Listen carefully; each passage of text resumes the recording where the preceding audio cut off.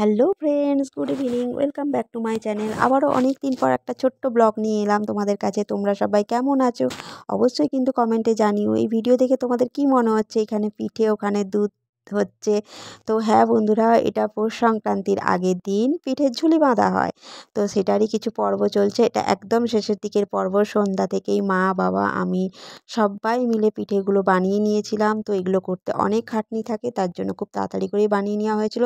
এটা একদম শেষের দিকে আমি একটু দুধের সিদ্ধগুলো তৈরি করছিলাম, তার জন্যই আমি একটু সময় পেয়েছি, তাই ভিডিওটা তোমাদের সাথে শেয়ার করছি। দেখো এখানে দুধটা আমি জাল দিয়ে দিয়েছি, জাল দিয়ে এখানে অল্প গুড় দিয়েছি যাতে কালারটা আসে। তারপরে এলাচ দানা দেওয়া হয়েছে ফ্লেভারটা সুন্দর লাগবে বলে। আর হচ্ছে তারপরে দিয়েছি পিঠেগুলো দিয়েই নারকেল কোড়া দেওয়া হয়ে গেছে।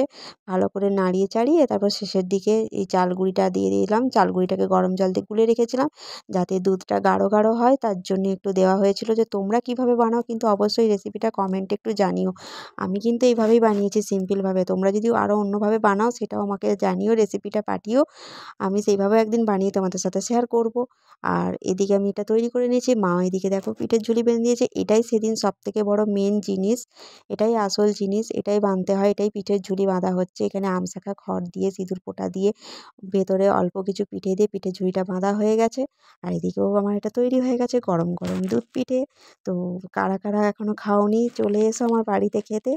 আর আমারও তৈরি হয়েছে। তোমরা কারা কারা পিঠে খেতে ভালোবাসো অবশ্যই কিন্তু কমেন্টে জানিও। ভালো লাগলে লাইক, কমেন্ট, শেয়ার আর সাবস্ক্রাইব করতে ভুলো না যেন।